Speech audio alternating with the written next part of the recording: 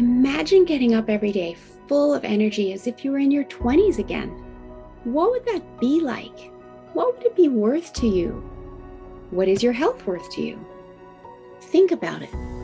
Your health isn't everything, but without it, everything else is nothing. And yet, too many of us are taking it for granted until something goes wrong. And no one wakes up hoping to be diagnosed with a disease or chronic illness. And yet, we've never been taught how to be proactive in our health through our school or public health. As a registered health coach and integrative health practitioner, I believe it's time this information is made available to everyone. Combining new knowledge around your health and the ability to do my functional medicine lab tests in the comfort of your own home will allow you to optimize your health for today and all your tomorrows. Don't wait for your wake-up call. Welcome back to another episode of the Don't Wait for Your Wake Up Call podcast. I am your host, Melissa Deely, and today I have with me the wonderful Sheila Phicil. Welcome to the show, Sheila. Thank you, Melissa. I'm really happy to be here. I'm excited to have you here and for this conversation. And let me just introduce you a little bit to the audience. Sheila is a social change futurist, health equity expert, and founder of Phicil-itate Change, a company dedicated to empowering social innovators and changemakers to create measurable, lasting impact.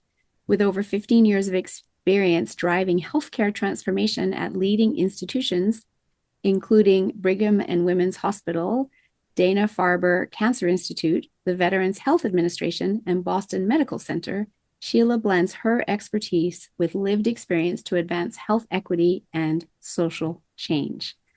So I love these areas that you are working in, health equity and social change. We all need more of both. However, before we dive into what that's all about, I'd love you just to share a little bit more of your story and how you got to be in this line of work following your mission and your passion. Thank you. So I love this question because I get to say things like, I was born to do this. And it really is the truth. And I know it's the truth because you just gave me full body truth bumps as you said that. Okay, good. I love that vibrational confirmation. Exactly. So I was born in the U.S. as firstborn, first generation Haitian American to immigrants. And literally from the time I was born, I have had the responsibility of navigating multiple worlds and figuring out how to bridge connections, right? Whether it's like being an interpreter, a translator, being the person to like figure out like how to navigate like forms and helping my parents through their citizenship process. Being a student that didn't have parents that could help me navigate the education system and having to learn how to learn, and had an early start as someone who would see things I didn't like in the world and was like, okay, we should do it differently. And I had parents that were very supportive of that. So I was doing, community organizing work around youth when I was young, where I was doing like radio and TV back when there was radio. I don't know if people still listen to the radio now. And Canada, anyway. and I, essentially always have been this person where it's like, if something is broken and doesn't work well for people, my first question is like, why? And we should fix it, right? And that really led me to a career in public health where I've really had this passion about designing systems that work for people.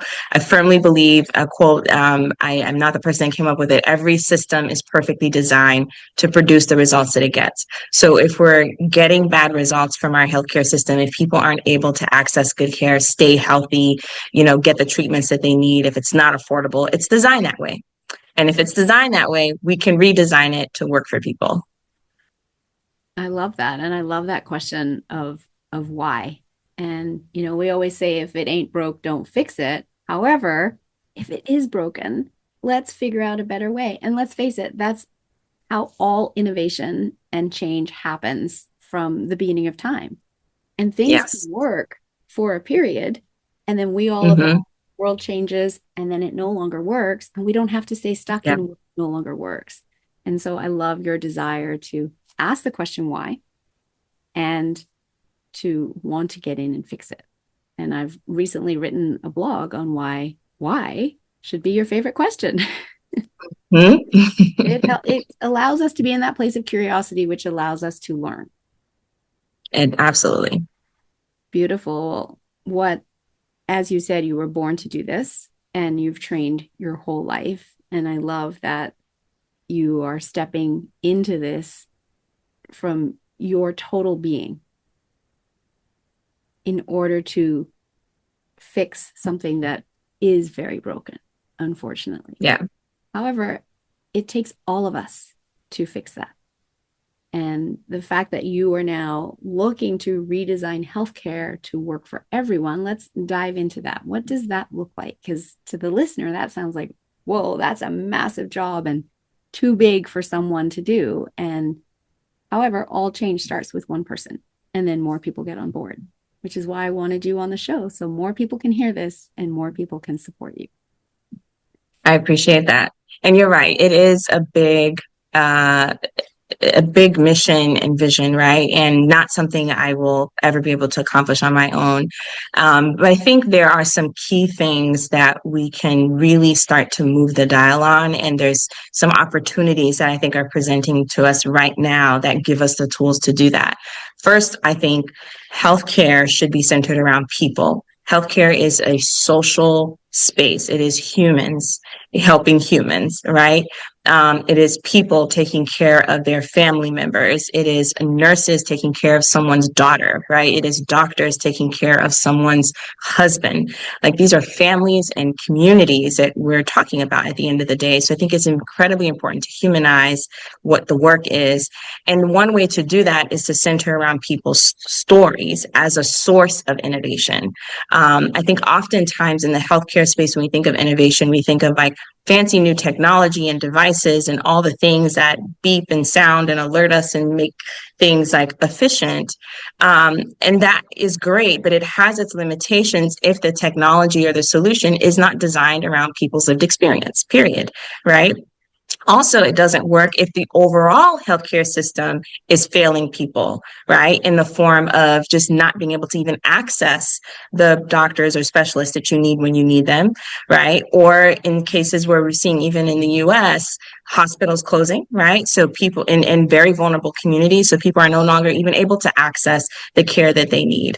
So I think it's incredibly important that we're thinking about the individual person and their story, but also looking at the systemic reasons why like healthcare costs so much and is highly inaccessible for a large portion of the population. And where I see an opportunity is technology is opening doors. It is allowing us to do things that we were not able to do before. And I think AI brings a whole nother possibility for us, right? To give power back to individual people so that they can have more say in how their care is being managed, so that they can have more say over their healthcare data as well. Yeah, those are all really valid points. And it's interesting because I just recently recorded a podcast number 213, and I was talking with a doctor talking about muscle testing. And he actually had the same comments that people are so often thinking that we need more machinery, more, fancy tools to be, as diagnostic tools and to help with that health journey. And he's saying, what if we tap back into our body in terms of muscle testing to get the answers from our own body, and we get more people to understand that tool that they already have within them, and we teach that. And to your point, having the humanization of it is having more education around our health, and through the app, through AI, that's something that can be delivered in addition to all of their health data, etc., and help them understanding that health data. I have a friend who just went through cancer treatments and surgery in Ottawa, and he's a tech guy, and he got all the results, and he's like, I don't even know what this means. So his idea is now to create software that will turn all of those numbers and data points into something that a human being can understand versus the yes. medical doctor. Maybe I need to connect you two, because maybe you two are on the same path as what you're doing. always looking to connect with people that are innovating in the right direction, meaning towards people, making healthcare more accessible, for sure. I will do that because that is absolutely what he's doing. So I love that. And talk to me about your vision of how you bring that to fruition, and what support do you need? What tools are you looking for? How can people who believe in what you're doing and understand the need to humanize healthcare, how can they help you and support you? That's a great question. So I would say, firstly, it's starting conversations. So conversations like the one you and I are having now, and that I've had with many other people. I've been fortunate that my message has resonated. So I've been invited to, speak on various podcasts. We do need to start to talk about what's not working, and in a more public way, right? So that we can really uncover some of the frustrations and the opportunities, right, that are there. We saw a little bit of this in the US recently, where headline news, I'm sure that this probably circulated globally, where a CEO of a health insurance company was murdered in cold blood. And it was a very unfortunate event. But what was even more surprising was the reactions afterwards. So many people were so vocal about how they had felt so disempowered and so disenfranchised and, quite frankly, harmed by some of the decisions that are being made by corporations and businesses that are responsible for managing people's like healthcare dollars and what they get access to, right? And for the first time, like, I was actually in an Uber when my Uber driver started saying, like, hey, I've had this experience where I needed to get this test and I couldn't get the result. And like, everyone has a story. If it's not your own experience, it's someone else's, right? And God forbid if it is your own, right? And imagine having to navigate complex healthcare system and you don't speak the language, or you have a debilitating disease like Alzheimer's, right? You don't have the support of caregivers. We're telling people that, hey, figure it out. And if you do, great. If you don't, great. And that's unfortunate. That really is. And it does not have to be that. I firmly believe that healthcare is a fundamental human right, and we can make it accessible for everyone. So part of it is the conversation. I think second, and I'm starting to see some more traction around this, is the idea that I think individuals, patients, we need to see ourselves as part of what's going to deliver change to healthcare, right? Meaning we understand the value of our data. Everything that operates in healthcare operates off of data. When your doctor is like collecting your blood samples and taking that temperature or your weight, all that information does stuff, right? It helps make decisions, and then it goes further into the pipeline, and it helps businesses and pharmaceutical companies and health tech companies, and like everyone's making decisions and money off of your data.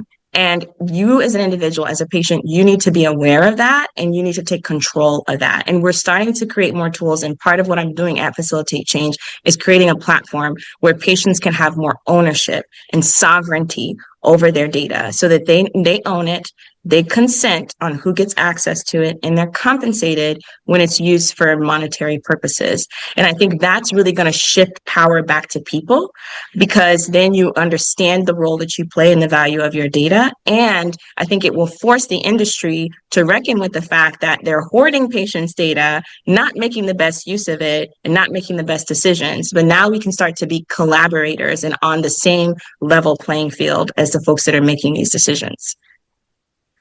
Yeah, I think that's a brilliant idea. And as you said, it empowers the people. It does. And so much of our societal programming for so long has been that we don't need to look after our health, because if we get sick, we go to the doctor and the doctor fixes us. Mm-hmm. And that is such a limiting belief. However, it's a programming from childhood that, again, with education, we start to shift. With having these conversations, we start to shift, because people start to realize how far back the system is broken, in the sense that that belief is breaking the system. If they think they don't have to take responsibility for what I consider to be your true wealth, because if you don't have your health, you can't build your business, have a career, raise your family, be a good partner, etc., etc. It's foundational to you being able to live the life that you want to live, and giving up all that power to someone else, expecting them to fix you. And the more we buy into that system, the more the system is going to allow us to buy into that system.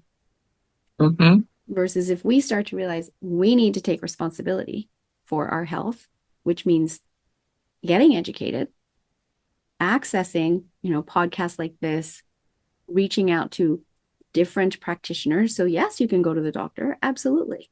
And if that doesn't resonate with you, if your gut is telling you something else is going on, then know that you can go get a second opinion. Find a different practitioner.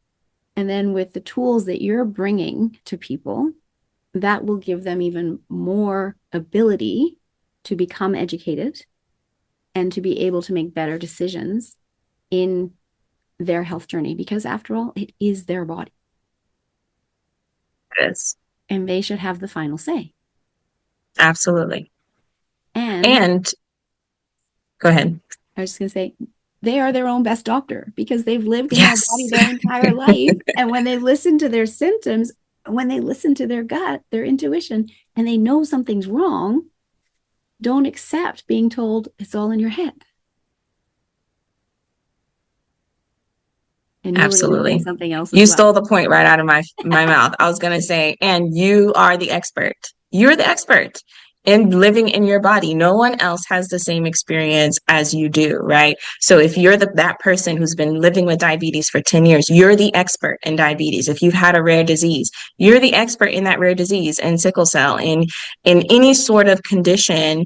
And how do you maintain your health? You are the ultimate source of data, and understanding and appreciating that is incredibly important. And part of the conversations that I have with people in the healthcare space is to acknowledge patients as experts and creating a different power dynamic, because oftentimes in that, like you said, people give up their power and like, okay, I'm just going to go to the doctor, whatever they tell me, because the doctor has specialized in some sort of medical expertise. Yes, they have all the expertise about the science of how the body works, but ultimately you are the expert in how your body works and what works for you and how you feel. And your body also already has a lot of intelligence built in, if we listen to it, that'll guide you and tell you what you need to do. Exactly. And I can give you two opposite examples of that exact scenario that you just talked about. So early last year, I didn't see my own family doctor because she was away. So I was seeing an intern. So fairly young fellow. And I had just received a diagnosis of malignant metastatic melanoma in my lower right leg. And I was mid-sentence of asking a question.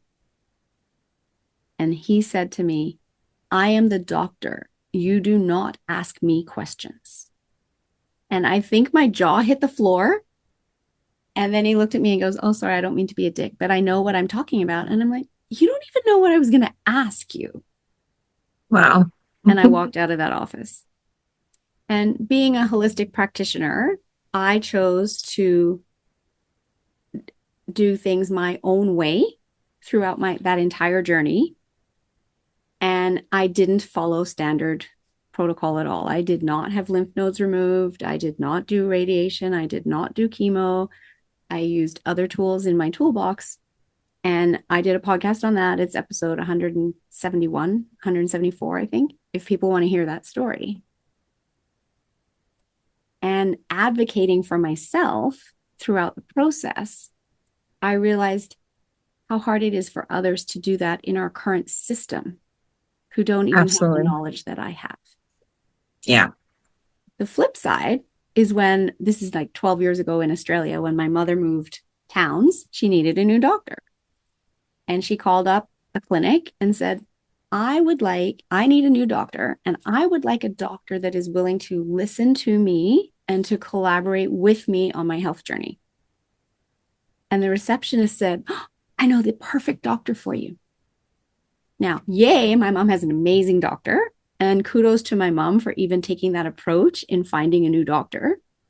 However, how sad that the receptionist knew the perfect doctor for you instead of all our doctors are like that. And I think that shift needs to start in medical school. It certainly does. It certainly does. Yes. I was recently moderating a patient panel where one of the patients was talking about her journey with sickle cell, and miraculously was also able to get treated so that the sickle cell actually went away. She had a transfusion. But throughout her experience, she said the people that actually listened to her the first were sometimes the youngest doctors, because they had not developed that outer exterior shell. They hadn't taken on that like rigid, like, I know it all now. I've taken all the tests. I passed all the things. I did all the years of schooling. So now I know. That curiosity gets lost very much so as people are going through training in medical school.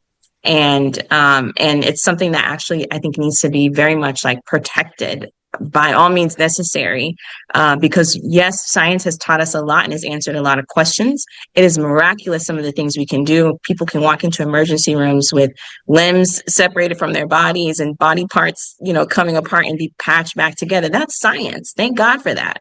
Absolutely. But when it comes to maintaining our well-being and in like chronic conditions and some of the things that actually cost a lot to maintain, like the sick care system, we really need there to be a better balance and relationship between doctors and patients. Absolutely. And I agree with you. And so I was surprised that this fellow that said that to me, I'm the doctor, you don't ask me questions. I thought he was quite young. And so I thought he wouldn't be there yet. However, he was. And I also experienced the older generation, the doctors that are all retiring now. I think that they were more willing to listen to patients because, medicine was done differently 20 years ago, 30 years ago. It was, yes. Yeah. And yeah. So, but to your point, I was on a podcast yesterday where the lady was trying to figure out why she was having blackouts all the time and what was going on with her body and going to doctor after doctor after doctor, etc. And then she had a good friend who was a healer, an energy healer, say to her, this could be happening so that your body, your temple can hold more light. And you're just going through this process of change to be able to hold more light. And she said that to the next doctor that she saw. And he said, oh, I really like that. And that was how she knew that was a doctor for her. And she's 65 years old now, professionally dancing, because she found that partnership of the doctor that she could work with. And I know that that's difficult today too, especially in Canada, where we're so short of doctors that you really don't get a choice. You're just lucky to have a doctor. However, for people that are able to choose that doctor that you have an alignment with and, that you can connect with and that will listen to you. And yeah. Over time, I would say borrow a chapter from your mom. Exactly. Yes, like she had the right idea. If more people start calling and asking for that, just that starts to shift, right? Yes. Because receptionists are going, well, people are calling and they want a doctor that's going to listen to them and partner with them and collaborate with them. And how do we do that? Yes. Yeah. And then maybe we can shift from, 7-minute appointments and all this pressure put on doctors to, see this many people per day and write this many prescriptions, because if all they're looking at is the dollars earned at the end of the day in the clinic. Yeah. And they're not looking at, let's change the metrics. Why don't we look at how many people are healing and look at the data based on that? Yes. And I was one of those people. I was an administrator in healthcare, and my responsibility was making doctors productive, meaning how many patients are you seeing? How much are you billing? Are you hitting your RVUs, which is one of the metrics that's used in the US in terms of like physician billing and productivity. And it was hard to be in that position, especially at a hospital where I was working at, which is an essential hospital caring for majority patients that were on public insurance, so low income. Majority of our patients were people of color. So these were folks that were coming in with disproportionately high needs because their communities had been disinvested in and all the things around racism and all that, right? So it was my job to be like, okay, if you want to make, hit this revenue target or this salary, this is how hard you have to work. This is how many patients you have to see. This is when you have to finish your notes. And the system is again, perfectly designed to set it up that way, right? Right. Because when you look at what hospitals are, Exactly. When you look at what hospitals are, the way I describe us is we're really pass-through entities. Money comes in from the insurance company. A little bit of it goes to the doctor and the administrators and, the people that are actually touching and healing people, right? The Mm-hmm. rest of it goes to pharma, med Mm-hmm. tech, biotech, and these companies are worth billions of Mm-hmm. dollars. So it's not a money problem. Right. It is a values problem, and it's a Yes. decision in terms of how what we're making around how we're spending our time and money and resources, right? Doctors are healers, nurses are healers, physician assistants, medical assistants, they're all part of this healing complex. And when they're constantly being pushed to just drive productivity, they themselves aren't able to bring their best human self to that work. No, and how many doctors and nurses are experiencing burnout? I've had, Yes. nurses come through my courses, shifting careers and becoming coaches and looking at more meta health and looking at tools of the unconscious mind to heal people because they got to that burnout and they don't want to do it anymore because they recognize that it's a broken system. I've had doctors reach out to me on LinkedIn going, "We love what you're doing, and I'm done with the medical system because I hit burnout and I need to do something different." And I know one doctor who he got out and he ended up buying a yoga studio and getting into the holistic world. And now he does a lot of teaching and training around gut health. And he goes, "I never learned this in medical school. What I know today, I never learned." And he said, "It's really fascinating because I go back into the clinic where I used to work, and all of those doctors are grayer, older, or losing their hair, and they've got a bigger paunch than before. They're unhealthy because of the amount of stress they're under." And they look at me and they go, "Wow, you look great, Tom." And it's because he's out of that system. And he goes, "I can't talk to them about them getting out of the system because they can't hear me. All I can do is lead by example. And when they see how much healthier I am than they are, then they start to leave." However, then we have even fewer doctors in the system. Yes. Yeah. And fewer Which nurses in the creates, system. mm-hmm. So, Yeah. yeah. And as you said, the doctors are healers. They want to help people. And so now he's helping people in a different way. And I had another doctor reach out to me, and he had to get out of clinical practice and go back to emergency practice, even though it's more stressful in many ways. Mm-hmm. He said, "At least in emergency care, acute care, I know I'm helping people." He said, "Because when I was in clinical practice and I had 7 minutes to meet with someone and I'm supposed to write them a prescription and I write them something for anxiety, I know it's not even going to help them. What I need to do is have a 45-minute conversation with them around their stress levels and how we can adjust things in their calendar and get them support and start to shift things in their lifestyle. And I don't have that time." And he said, "I realized I wasn't helping people when my wife, who became a health coach, got her father off the statin drugs that I'd put him on." Mm. And that's when he's like, "How do I become a health coach?" And he can't become a health coach and hold his license. And so in the interim, he decided he would go back to acute care. So these are the tough decisions that doctors are having to make in this system that is set up, as you say, perfectly well to focus on the bottom line and nothing else. Yes. Yeah. And I think, we know that there is a shortage of medical professionals in every industry, in every field. And as you said, it's not just that people are reaching burnout and exiting. You also have people who are just not even interested, right? So that pipeline of talent, when people see and witness what it looks like to be a doctor and you're facing like burnout, you're not able to do the work that you really want to do. We're also not inspiring the next generation of healers to even enter this space, right? And so, and I do think that this crisis of shortage of medical professionals is really going to hit a tipping point where it's going to force us to ask ourselves some very important questions around what does it look like to deliver care, right? How should hospitals function, right? How do we expand or change some of the licensing and regulations in terms of like who you can even practice and do certain things, right? My sister's a pharmacist, and she tells me all the time about patients that come to her and are filling prescriptions every month. And she has become like their trusted advisor, right? She's become the person that like helps them make, important decisions and navigate their healthcare and sounding board to talk to their doctors. Like we really undervalue some of these other healthcare professionals and how they can support patients as well, right? So I definitely think, again, these are the conversations we need to start having so that we can start to see some different solutions. And I love that you're creating this space for this to start happening. And while we're talking about space, let's talk about the social impact space and entrepreneurial burnout, because we're talking about that as well, and what we can do in regards to that. Yes. So as of this recording, I'm 6 months into being an entrepreneur. And it is hard. I will admit, like the hours are challenging. And before leaving my corporate job, I had also been in a very demanding career where I finally figured out, maybe in the last like 2 to 3 years of my career, how to balance, right? And how to say no and how to structure things and so that I wasn't like giving 80 hours a week to a job, right?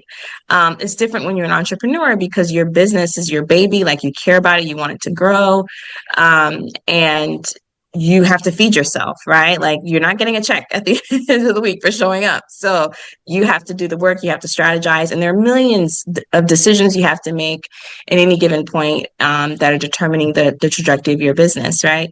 And I'm still trying to figure out like how to find that balance. But what I'm very grateful for coming into my entrepreneurial journey, I really had an opportunity to learn some, keep myself healthy and grounded. So some of the things that have really helped me is having, for example, a morning routine, having a meditation practice. I journal, I go on walks with my dog. I connect with nature at least once a week. I got to see the ocean. It's becoming a thing for me now. Right. I invest in my community, my friends, my family. I have time where I connect with my book club. I talk to my sister. I go on dinner dates and I take myself out on dates as well. Right. So I've developed all of these tools that keep me very grounded. And also, I've gotten so much better at listening to my body, so much better. So that when my body starts to give me signals, like one of the signals that my body sends me when I haven't been getting enough sleep, my left eye starts to twitch. So if that twitching starts to happen, that's when I know, okay, slow it down, cancel some things on the schedule, get a solid 8 hours of sleep, and so those kinds of things have really helped me to maintain my balance. And I make sure to carve out time for play and just unstructured time. And for me, that's travel. Like I love just like escaping and going someplace I've never been before. And it just forces me to like completely unplug and deeply, be present as well. I love that. And all of those are great suggestions. And as an entrepreneur, things that I've brought into my own life as well, many that are very similar. So I live in nature and, I carve out time in my week. In the winter, I'm up on the mountain skiing. And in the summer, I'm on my paddleboard or I'm hiking the mountain and going backcountry camping. And travel is another big thing for me. And, getting out with girlfriends couple times a month and going dancing to the local Irish pub or whatever it is, right? Just being in the moment, being present, having fun. And it's so important. What was that saying? All work and no play makes Jack a dull boy. It's so true. It's very true. And I did a whole bunch of podcasts yesterday. Another podcast that I had a lady talk about, Dina Lynn Rosenbush, and she has a podcast called The Language of Play. And she was talking about how she's realized that play is a necessity. It is foundational for her. It is. And she used to have the mindset that if you work hard enough, you earn your play. And now she realized that was all backwards. And how many of us have been programmed with that from childhood, that you have to work first. And once you've done your work, then you get to play. Yeah. And she shares her story on my podcast. She's in episode 92. And then another one, I haven't even assigned the episode number yet. We literally recorded it yesterday. She got Lyme disease. And she now puts the fact down that she got Lyme disease to one of the factors being that she had no play in her life. And so I love that you mentioned that, and to, reiterate that story here for people, that we have to look after ourselves first. We can't serve from an empty cup. And no, absolutely not. You've seen it from being within the medical system. I see it as a holistic practitioner and the people that I come across. The amount of burnout is unbelievable. Mm-hmm. And there's so many signals. Our body talks to us in so many ways before we ever get to burnout. Yes, And we it have to really get better does. at listening. Yeah. At first it talks to us and it might be just the flutters of like gentle flutters like a butterfly wings. And if we don't listen, then it might come along and hit you with a 2x4 and you get sick and you have to take a week off work. And if you still don't listen, watch out for the wrecking ball, because the wrecking ball puts you in hospital. Yes, it does. Because the body always gets what it wants and it asks you. And when you don't listen, it will take it. Yeah. There's this great quote that I've heard before. Either you make time for your wellness or you'll have to make time for your illness. I'm sure you've heard that before. Yes. Absolutely. Yeah. So true. So true.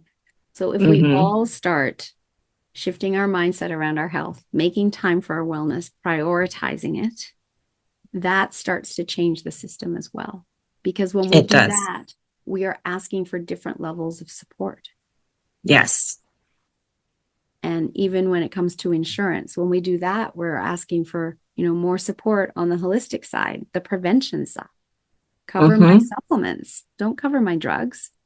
Why wait till I get sick and then only cover my drugs? What if you cover some of the supplements that I know that I need? Cover chiro, cover physio, cover health coaches, cover functional medicine lab testing that show me where the toxic loads in my body and the nutrient deficiencies so that I can do something about it before I end up at the doctor's office being put on drugs. Absolutely. You're absolutely right. I think if people start to demand those things, we would see difference. But like you said, it has to start by being a priority to us first. Yes, absolutely. Absolutely. I love the fact that back in ancient India and ancient China, the doctors didn't get paid if their villagers got sick. Because they hadn't done their job. So their goal was to keep their villagers healthy through education. As we've already established, the goal now is about the bottom line. It has nothing to do with health. Unfortunately. So I love to ask, this has been a great conversation, Sheila, and just raising awareness around where things are at, what you're doing, and how others can get involved, and how it takes all of us to create the change and demand the change. I'd love to ask every single podcast guest, what does "don't wait for your wake-up call" mean to you? Yeah, I tried to give this some thought before the question came, and the first thing that comes up for me was I've had my wake-up call, and it came in the form of nearly committing suicide. After being, severely burnt out in my career and in a relationship that was like quite toxic and violent, I came to a real tipping point in my own life where it was like either I choose to exist or I'd have to do something completely different with my life. And it making that decision to walk out of that toxic relationship and then to also completely reimagine my life. It felt like I had strapped a bomb to myself and blew myself up because I did not know what my next day was going to look like. One of the hardest decisions, one of the best decisions, if not the best decision I've made, was putting myself first. Yeah, that's beautiful. Yeah. And congratulations to you for choosing to do that and for now being here and able to live your mission and do what you were born to do. Yeah. So if anybody wants to reach out to you to support you in this mission, what's the best way for people to get hold of you? Well, you can find me on my website, Phicil-itate Change. So it's spelled with my last name, PHICIL-itate, ITATE change.com. I'm also on LinkedIn. You can find me, Sheila Phicil, and also on YouTube, Phicil-itate Change. I would love to connect with people who want to continue the conversation. I love to offer myself as a speaker or conversation starter at your event where you're having these spaces for folks to have these honest conversations. And I'm really looking for partners and collaborators collaborators in helping me build this movement. And more specifically, I'm building a tech platform that will do exactly some of the things we were talking about, give a secure space for people to tell their stories, share their healthcare data, and generate insights to healthcare innovators and startups, so people who want to do good, so they can design products that actually help people. But I definitely need supporters and people to be part of that. So if you have a good idea, or if you want to contribute in that way, I would really love to connect with you. Beautiful. Thank you. So I encourage you to reach out to Sheila, because obviously she cannot do this alone. And it's just a matter of sharing this message. And the more people that hear it, we're going to find the people that have the tools and the resources that can help move this forward. Is there any last words of wisdom that you would like to share with the audience before we wrap this episode, Sheila? Well, we've said a lot, but if I would end with one thing, it is there's so much power in community. Find your people. Find people who think like you, or who are asking the same questions you're asking. This podcast is a wonderful community to start that journey. There's so much that we can unlock and discover when we are connecting with like-minded people, or even people who just think differently from us and can give us a different perspective. So I really encourage people to do that work. I love it. We were never meant to do life alone. It's all No. community and finding our tribe. So thank you so much, Sheila, for coming on, sharing what you are working on, how we can affect change. It needs to be done. And I'm so grateful to you that you are taking this on. And thank you to my audience for tuning in every week and coming and learning, listening, being interested in your health, sharing episodes with others that you know need to hear them. That is how we create change. And I love that you are taking proactive action in your health. Are you a practitioner or a coach listening to this? If so, I would love to ask you, do you use hypnotherapy in your practice working with clients? And if not, would you like to? The power of hypnotherapy is limitless. And so often we experience our clients struggling to reach their goals. It's because they're coming up against their own brick walls and getting stuck. But you can help them through the power of hypnosis break through all of that, working with their unconscious mind to put the suggestions in, to have them taking the action to achieve the results that they want. They are thrilled with your coaching techniques. They're getting the results they want. You feel amazing because you are helping your client get the results they want. It's a win-win. And another win is that it's an added revenue stream for you in your business. So if you like the feel of helping your clients get the results they want, if you like the sound of that, then definitely reach out, melissa@yourguidedhealthjourney.com, or click the Linktree link below for my Unlimited Power of Hypnosis class to learn more. It's a weekend designation program that I teach, valid in 42 countries. You write an exam after taking the experiential course, and you can be admitted to the American Board of Hypnotherapy and start using hypnotherapy one-to-one with your clients and have them achieving the results they want.